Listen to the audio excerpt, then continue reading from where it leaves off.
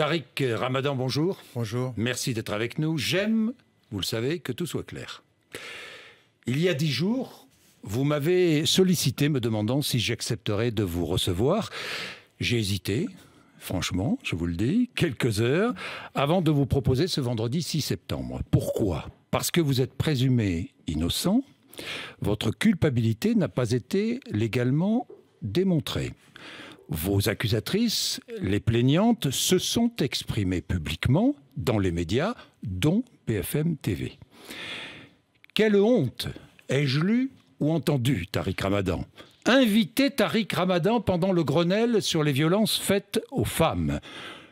Je voudrais préciser que je ne choisis pas mes invités en fonction du calendrier du gouvernement. Et les violences que subissent les femmes sont malheureusement quotidiennes en France. Alors que les choses soient très claires, Tariq Ramadan, je ne vous donne pas une tribune, mais simplement la parole. Toutes ces choses-là ne doivent pas être racontées dans les médias. Vous disiez cela à l'automne 2017. Alors pourquoi êtes-vous là ? Écoutez, d'abord je vous remercie de me recevoir parce que à l'automne 2017, vous m'aviez contacté en me disant, puisque la parole a été donnée aux plaignantes, eh bien, prenez la parole. Et j'avais refusé à ce moment-là en disant exactement ce que vous venez de dire, à savoir que je ne prendrai la parole que devant les juges et devant la police. Or, depuis 2 ans, je ne me suis pas exprimé dans les médias pour cause, parce que j'ai passé pratiquement 10 mois en prison, mais surtout parce que je voulais être entendu par la justice. Or, j'ai eu affaire à un tribunal populaire et un secret de l'instruction qui n'a pas été un secret. Tout a été déballé. Je parlais, tout était dans les médias. Et donc je me suis tué à un moment donné, il faut prendre la parole, puisque le tribunal populaire, le tribunal médiatique m'a déterminé comme coupable, eh bien je devais faire entendre ma parole. Bien. Vous allez publier un livre intitulé « Devoir de vérité » aux presses du Châtelet. Il sortira le 11 septembre. La date m'a fait un peu sursauter. Pourquoi le 11 septembre ? Le 11 septembre parce que c'est un mercredi simplement, ou le 11 septembre, aucune référence ? Aucune référence, c'est le calendrier qui a été proposé par mon éditeur. Bien. Donc ceux qui verront des concordances, c'est leur imagination qui parle plus que les faits. Bien, les faits. Tiens, parlons des faits vous concernant. Tariq Ramadan, vous avez été mis en examen pour viol sur la personne de Madame Enda Ayari, mise en examen pour viol aggravé sur la personne d'une deuxième plaignante, Christelle. Vous avez été placé sous statut de témoin assisté après la plainte de Madame Mounia Rabouge. Tiens, à ce propos, si vous vous excusez, elle retire sa plainte, c'est ce qu'elle dit. Vous vous excusez la concernant ? Non, mais laissez-moi peut-être dire ce que j'ai à dire sur son cas. Oui, sur son cas, je crois que celle qui doit des excuses, c'est elle, parce qu'elle a changé plusieurs fois de version et j'aurai l'occasion de dire pourquoi. Bon, donc pas d'excuses la concernant. Non, c'est le contraire. On est bien d'accord. Vous êtes également accusé de viol par une femme en Suisse. Un procureur de Genève viendra vous entendre à Paris cet automne. Pour l'instant, je ne dis pas de bêtises, on est bien d'accord, Tariq Ramadan. Bien.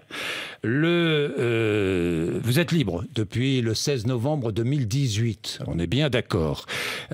Vous avez passé combien ? 9 mois et demi en prison. Vous êtes libre avec interdiction de quitter le territoire français, sous contrôle judiciaire.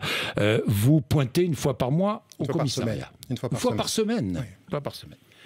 Le 31 mai dernier, Tariq Ramadan, une autre plaignante porte plainte pour viol en réunion. Les faits se seraient déroulés le 23 mai 2014 dans une chambre du Sofitel de Lyon. Vous n'étiez pas seul, dit-elle. Un autre homme vous accompagnait. Vous n'avez pas été encore interrogé sur cette dernière plainte. Alors ma question est claire, étiez-vous le 23 mai 2014 dans cette chambre d'hôtel ? Alors, je suis très content que vous commenciez par là, puisque c'est ce qui a été rapporté par les médias, encore une fois. C'est la dernière plainte. Depuis mai jusqu'en août dernier, on n'avait pas entendu parler de ceci. Ça vient de sortir et là, je dois répondre de façon extrêmement claire sur cette dernière plainte.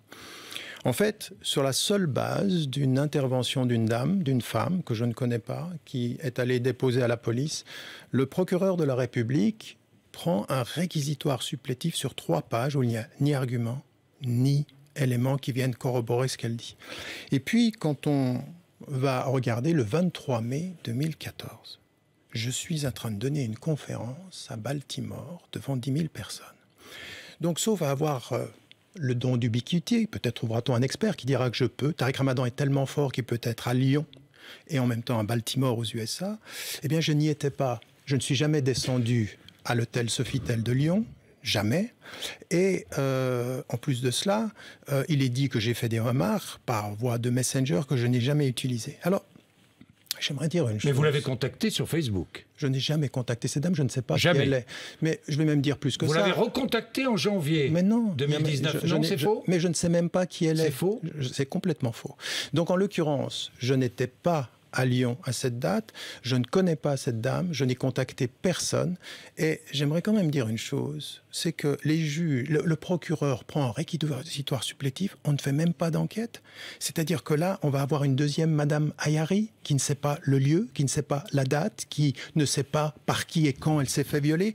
Donc j'aimerais dire une chose, parce que cette dernière plainte, Monsieur Bourdin, elle vient pour faire un écran de fumée sur tout ce que l'on sait aujourd'hui et qui est sorti pendant ces dernières semaines d'enquête. Alors, s'il vous plaît, moi j'étais en prison et je vous ai vu interviewer Monsieur Hulot. Vous avez été clair sur les questions, mais vous lui avez donné le temps de s'exprimer. Vous me donnez la possibilité de m'exprimer.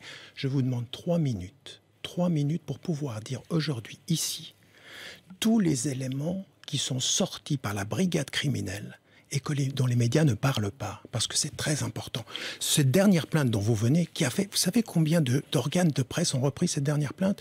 Plus de 114 à travers le monde. Une nouvelle plainte. Personne n'a vérifié, Tariq Ramadan n'était pas à Lyon à cette date. Alors, j'aimerais simplement, si vous me permettez, très rapidement. Allez-y, oui, rapidement. Première des choses, par rapport à Christelle, oui. Madame... elle s'appelle Christelle. Donc, oui. Première des éléments. Depuis février, les juges savent que les SMS qu'elle disait avoir envoyés avant la rencontre ont été envoyés après la rencontre. Et qu'est-ce que disaient ces SMS? Si ça ne m'avait pas plu, je serais parti. Tu m'as manqué dès que j'ai passé la porte. Je suis allé me promener dans le parc. Après la rencontre, avez-vous déjà vu, vous, une femme qui puisse dire des choses pareilles après un viol? Deuxième des éléments qui sortent, c'est pas moi qui le dis, c'est la brigade criminelle. Qu'est-ce que dit la brigade criminelle? On a découvert sur son ordinateur et sur son téléphone des messages de Christelle avec une autre femme. L'autre femme, elle se prénomme Sarah.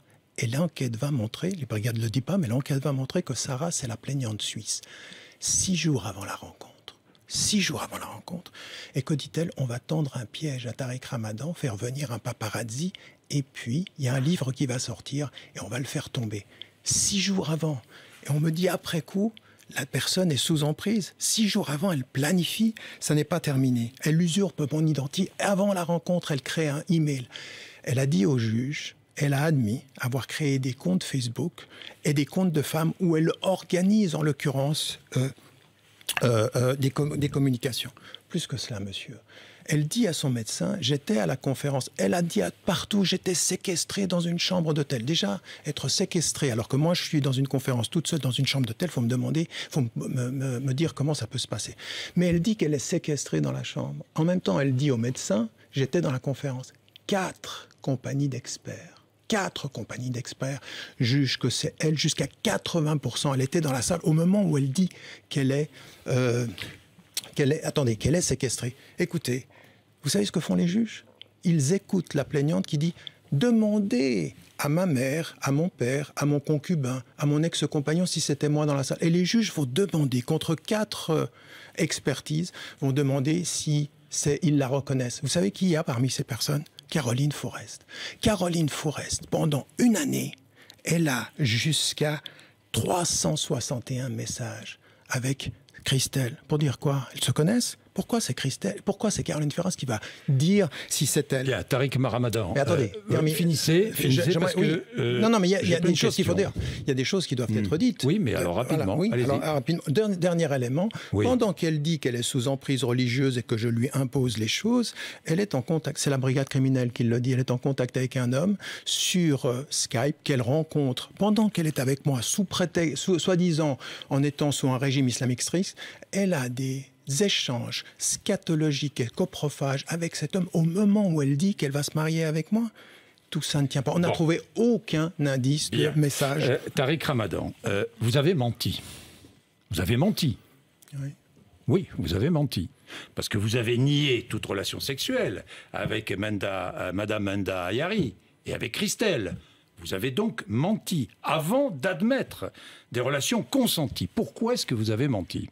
Alors c'est vrai que je suis arrivé, après l'avalanche médiatique, je suis arrivé devant la police et je voyais qu'en l'occurrence, tout ce que je disais était immédiatement rapporté par la presse. J'ai voulu me protéger et protéger ma famille. C'était une erreur.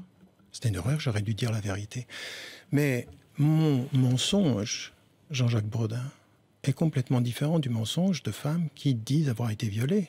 Parce que s'il fallait mettre en prison tous ceux qui ne disent pas la vérité sur leurs relations consenties et leur vie privée, il faudrait mettre en prison la moitié du peuple de France. Et avec eux, pratiquement tous les présidents, jusqu'au président en exercice, ou les avocats, ou les juges, ou peut-être même vous. Bon, je veux dire, mais laissez-moi terminer. Je veux dire, à partir d'un certain moment, on me reprend sur ce mensonge. Je reconnais que c'était une erreur, mais il se comprend dans la volonté de me protéger. Donc, je reconnais ceci. Maintenant, faire 9 mois et demi de prison sur un mensonge qui est de dire, non pas, j'ai pas menti sur la réalité des viols, puisque la brigade criminelle aujourd'hui parvient exactement à mes conclusions.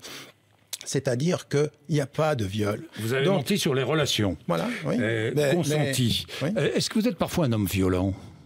Absolument pas. Ça vous arrive? J'ai une question subsidiaire. Oui. Est-ce que vous considérez que la violence pendant l'acte sexuel est acceptable? Non, je ne connais pas cette violence-là. Ce n'est pas moi. Ça, ce sont des messages qui sont sortis hors du contexte, qui sont même parfois pas de moi, puisqu'il y a des messages qui ont été inventés. Mais vous n'avez jamais été violent? Jamais? Monsieur, quand une femme me dit non, c'est non. Je sais ce que c'est que le non. Je n'ai jamais été violent et je déteste la violence. Et mon engagement depuis 30 ans, publiquement, mais comme dans ma vie privée, il est de m'opposer à toute violence. Je l'ai fait par rapport à la violence domestique, je l'ai fait pour tout ce qui concerne le rapport aux femmes. Donc écoutez bien ce que je vous dis, monsieur. L'image qu'on a faite de moi, la diabolisation qu'on a d'abord présentée comme une diabolisation intellectuelle, ça fait 30 ans. Là maintenant, on la déplace sur une diabolisation d'un homme violent. Je n'ai aucune violence dans ma vie et je déteste la violence. Moi, je suis un homme de paix, moi. Je suis un homme de dialogue. J'ai jamais... Alors, où est votre pouvoir, Tariq Ramadan? Parce que les plaignantes sont des femmes fragiles, vulnérables, Tariq Ramadan. Mais monsieur, je viens de vous parler... Ce sont des menteuses? Ce sont des menteuses, oui. Des menteuses? Monsieur, c'est mais elles se multiplient? Non, mais c'est elles se multiplient, les menteuses? Oui, ah parce que monsieur... Mais parce qu'elles se connaissent, d'abord, Donc un complot, vous êtes victime d'un complot? Je suis victime d'un traquenard, monsieur. D'un traquenard. Et c'est la différence d'un complot. Moi, j'ai jamais parlé d'un complot. Écoutez-moi bien. Un certain nombre de femmes qui se connaissent, qui changent leur version 4 fois. Je viens de vous parler d'une personne qui dit qu'elle veut me tendre un piège avant de me rencontrer. Elle est sous influence ou elle est planificatrice? Attendez. Madame Enda Ayari, dont nous n'avons pas parlé, elle ne se souvient pas du lieu, elle ne se souvient pas de l'heure. Elle est arrivée à Paris. Attendez, elle est arrivée à Paris. Elle dit qu'il pleuvait alors qu'il faisait beau. Quel pouvoir exercez-vous sur les plaignantes? Mais je n'exerce quel pouvoir? Mais monsieur, vous êtes en train d'inverser la question du pouvoir. Mais monsieur, mais c'est le contraire. Attendez. Vous avez multiplié les relations sexuelles. On est bien d'accord. Mais attendez, mais monsieur... Non, mais je ne suis pas là pour faire de la morale. Si, vous faites de la morale, là. Non. Quel pouvoir exercez-vous sur ces femmes, celles qui ont porté plainte, les autres, toutes celles qui, par dizaines, se trouvaient sur votre ordinateur, dans des positions parfois très suggestives? Vous avez vu ça, vous avez vu ça? Vous avez vu ça? C'est des propos que vous... C'est des propos rapportés. C'est des propos rapportés. Mais oui, il y a des choses qui sont complètement fausses dans ce que vous dites. Il y a des choses, oui, mais pas tout.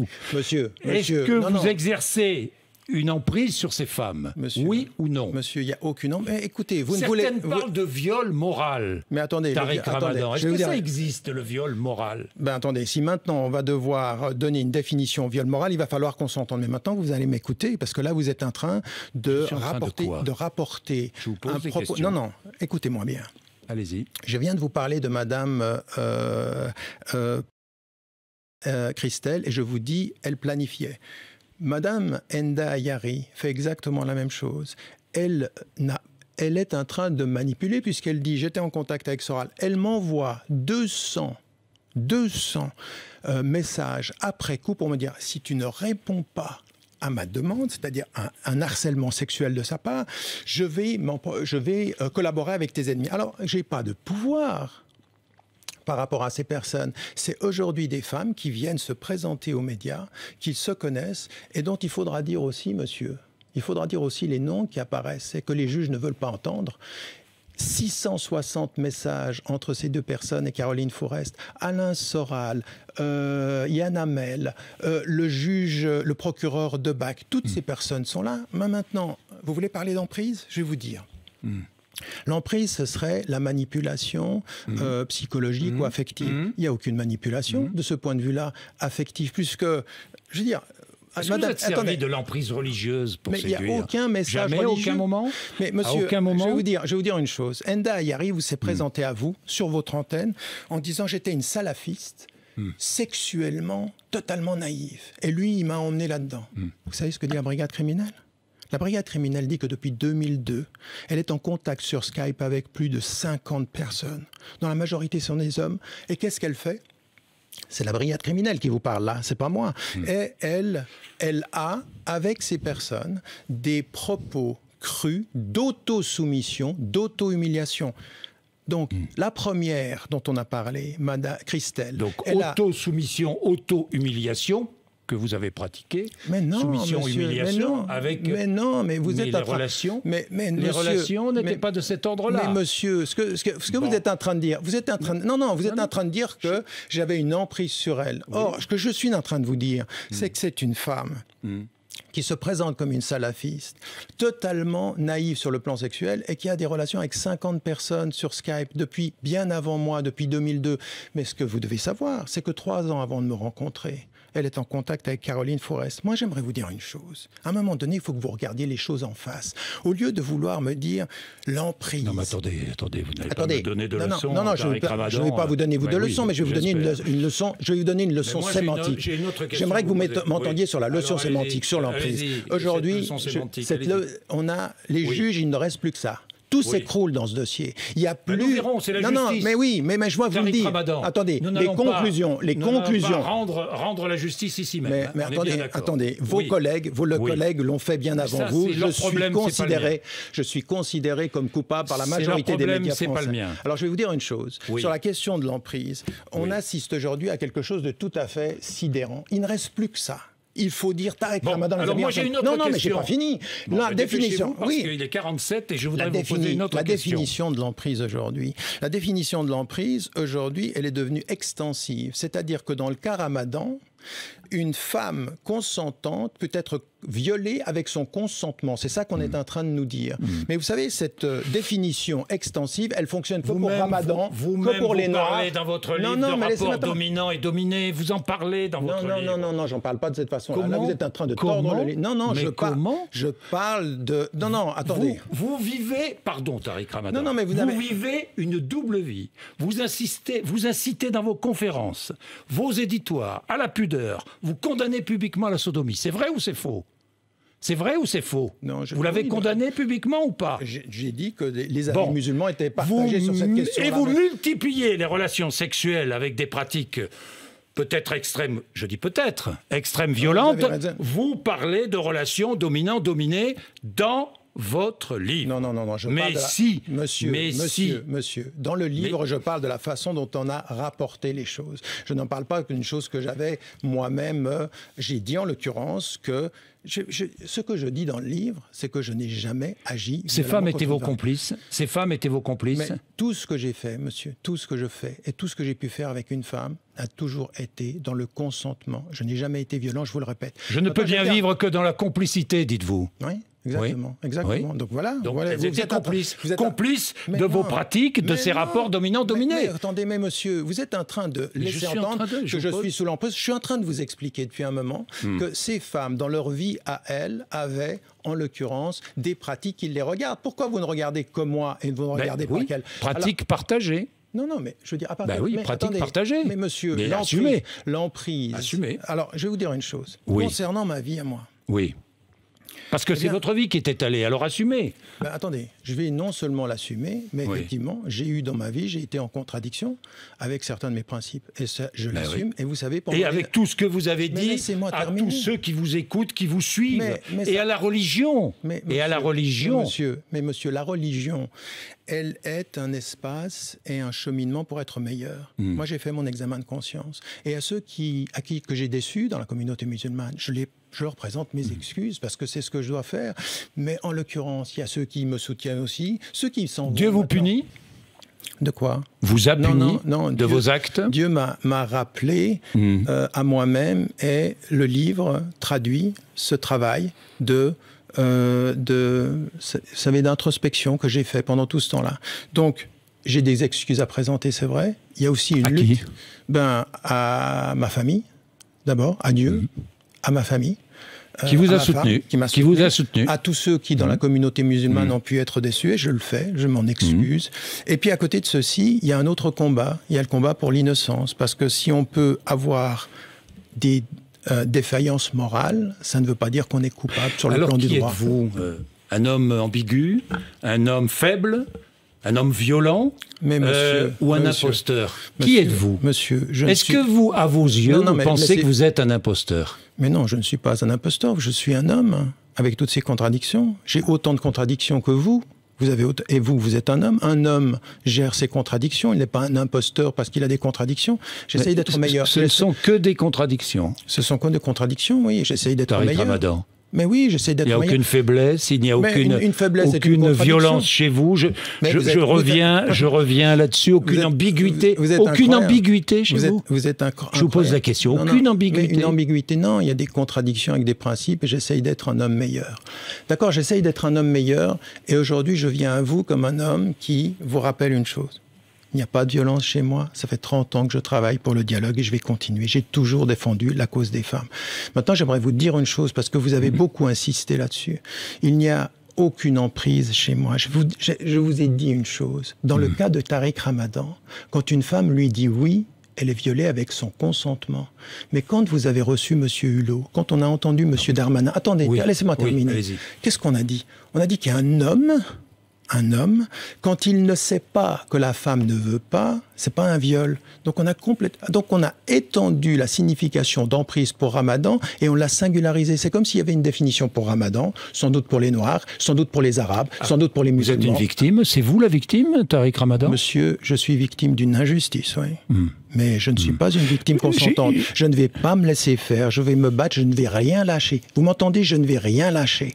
Je ne vais rien lâcher sur ce qu'on essaye de dire aujourd'hui. Et puis, quand on parle aujourd'hui de cette affaire-là, j'aimerais que... Vous comparez même votre affaire à l'affaire Dreyfus, ce qui m'a un peu étonné. Monsieur, vous êtes les seuls en France à ne pas vous rendre compte que tout ce qui est en train d'arriver... Parce que, je veux dire, tout ce qui est en train d'arriver...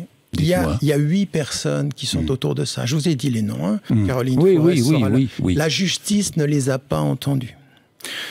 Aujourd'hui, pourquoi est-ce que je suis traité de cette façon-là? Parce que vous êtes musulman? Parce que je représente.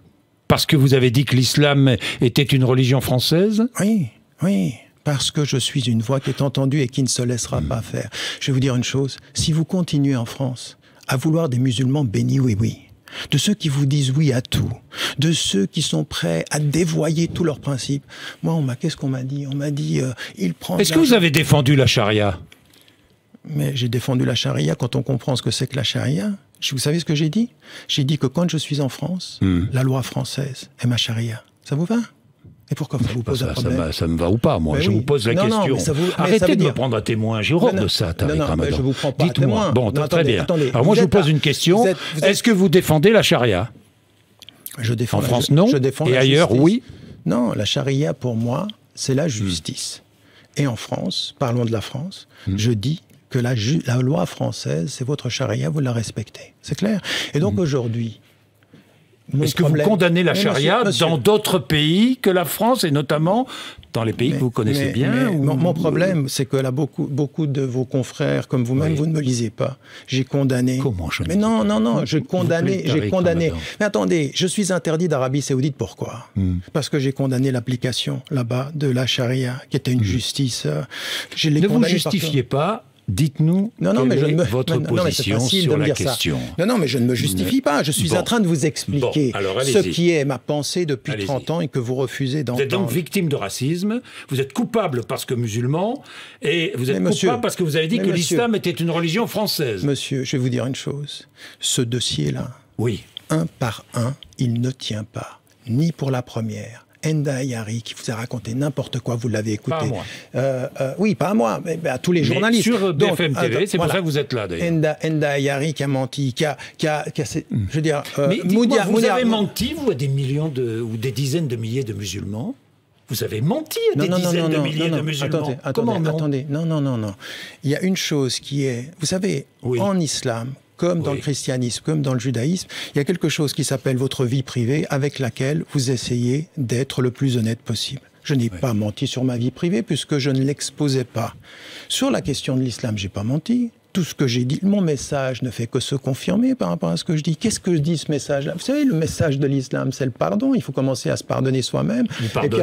Vous pardonnez, c'est le message, le pardon de l'islam. Alors est-ce que vous pardonnez à ces jeunes femmes plaignantes qui vous accusent? Aux femmes qui mentent et qui sont prêtes, et qui sont prêtes à envoyer en prison un homme pour 20 ans sur la base de mensonges. Là, il y aura justice. Vous pardonnez ou pas? Je ne lâcherai rien. Non. Vous êtes capable ou pas de leur pardonner? Quand justice, vous savez, vous le pardon, qui défendez le pardon, est-ce que vous êtes capable de leur pardonner? Je suis capable de pardonner quand elles ont payé la dette de justice. Elles payeront la dette de justice, je l'espère. Nous verrons ce que décidera la justice. Alors, simplement, elles ont menti. Vous savez, même, on m'a dit aujourd'hui, parce que vous avez fait des effets d'annonce aussi par rapport à la justice, par rapport à la plaignante suisse. Ça fait 10 ans qu'elle est en contact avec la plaignante française Christelle. Tout ça, elles se connaissent, elles changent leur version. Donc, si vous voulez... Non, mais ça, c'est important. Donc, à un moment donné... vous n'arrivez pas à pardonner.